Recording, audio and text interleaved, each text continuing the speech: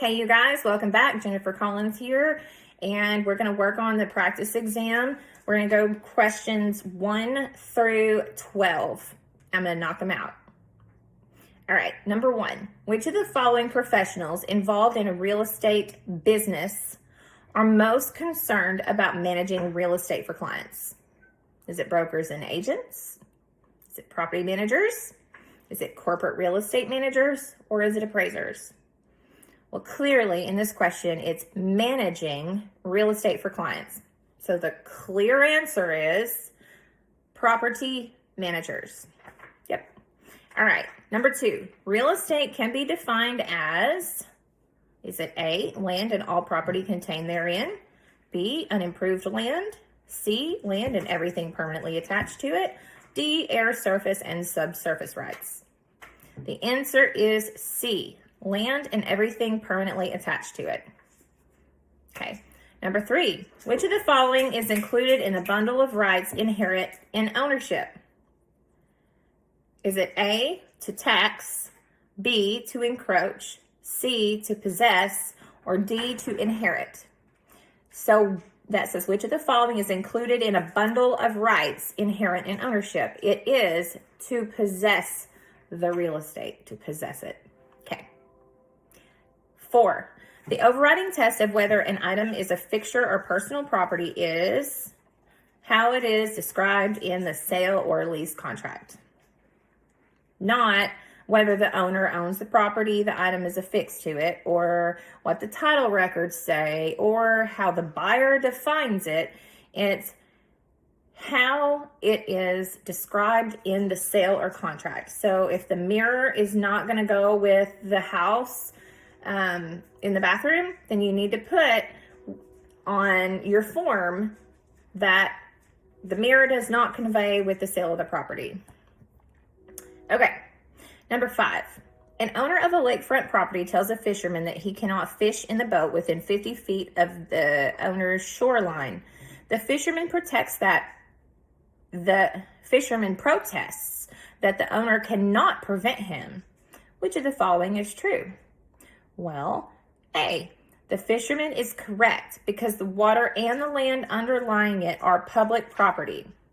All right, so this says within 50 feet of the shoreline because the water and the land underlying it are public property.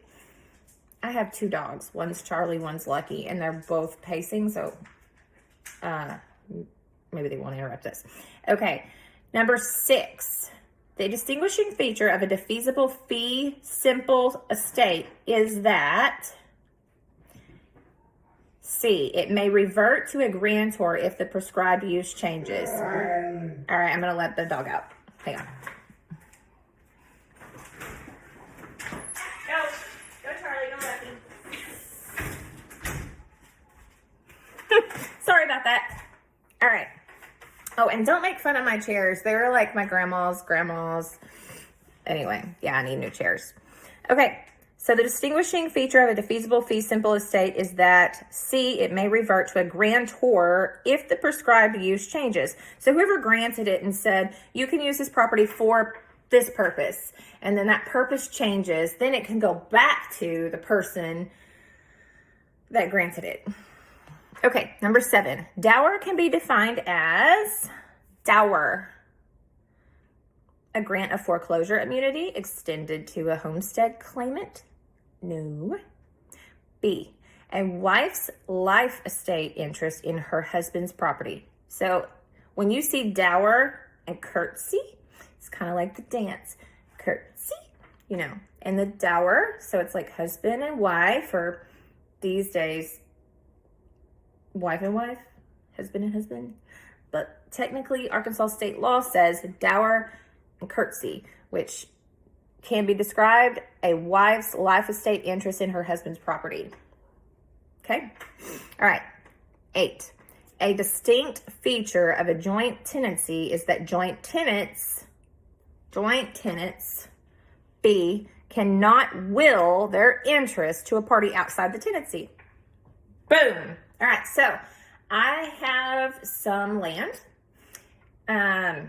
Well, we have some land. my family has some land that in their will, they are talking about putting all the kids on that land, okay?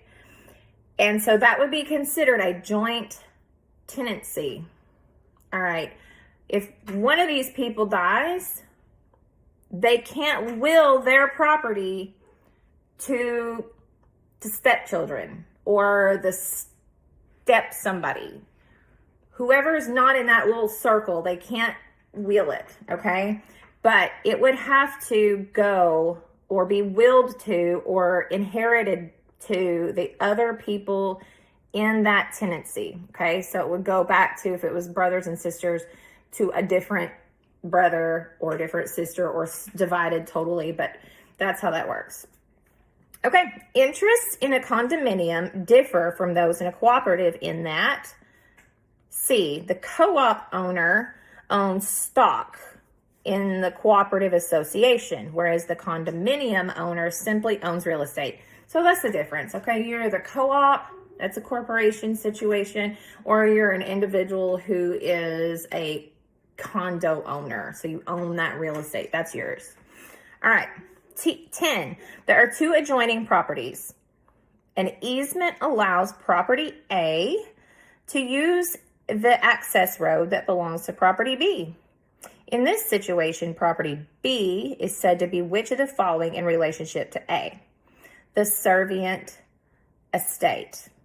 Okay, so if you have a property and then you have this little strip, that's an easement, says there are two adjoining properties. An easement allows property A to use the access road that belongs to property B in this situation. Property B is what in this situation? So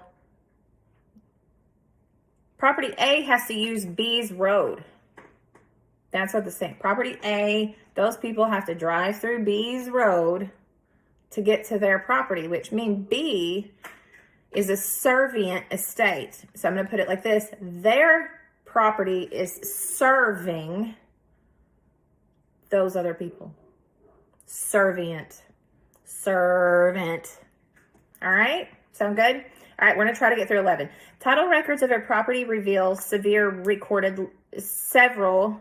recorded liens.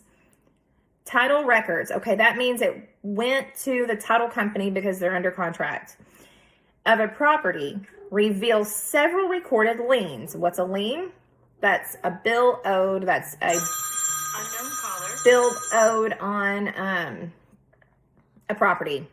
So it's outstanding bills. Okay.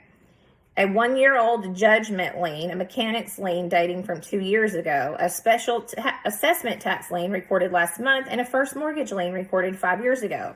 In case of a foreclosure, which of these liens will be paid first? This says the special assessment tax lien. So out of those liens that they have, there's mortgage, mechanics, judgment, all these things. No, you don't matter. All those other liens don't matter. Your taxes matter. Uncle Sam, every representative, you have to pay your taxes. That is what will go first. Taxes. Tax. You're not sure? Study the words. If you see the word tax, chances are it wins. All right, number 12. A lender may terminate foreclosure proceedings if the defaulting borrower executes D, a deed in lieu of foreclosure. Okay, so the lender may terminate foreclosure proceedings. Okay, so you're about to default on a property and it's starting to go through the foreclosure process. And you're like, okay, hurry on before y'all sign the papers on the foreclosure and someone else buys it.